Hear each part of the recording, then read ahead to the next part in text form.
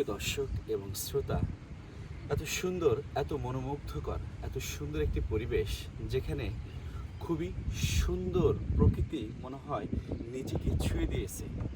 তেমনি একটি জায়গা, যে জায়গাটির নাম রৌমারী উপজেলা যাদুরচর ইউনিয়ন পাটাদৌপাড়া। এখানে অসংখ্য শাপলা ফুল ফোটে, ভোরের শিশিরে শাপলা ফুল ফোটে। নানান ধরনের মানুষ বিভিন্ন জায়গায় থেকে তারা এখানে এসে পর্যটক হিসেবে ঘুরে যায়। শাপলাকে এক নজর দেখার জন্য তারা নৌকাতে ভ্রমণ করে এবং এখানে এসে তাদের মন ভালো হয়ে যায়। দেশ এবং দেশের বাইরে থেকে অসংখ্য মানুষ যারা ঘুরতে পছন্দ করেন, ভ্রমণ করতে পছন্দ করেন, তাহলে অবশ্যই রৌমারী উপজেলা যাদুরচর ইউনিয়ন পাটাদৌপাড়া এখানে এসে শাপলা নিজে সচক্ষে দেখতে পারবেন। প্রকৃতির অপরূপ সুন্দর শাপলা ফুল কতটা সুন্দর হতে পারে ভোরের স্নিগ্ধ সকালে।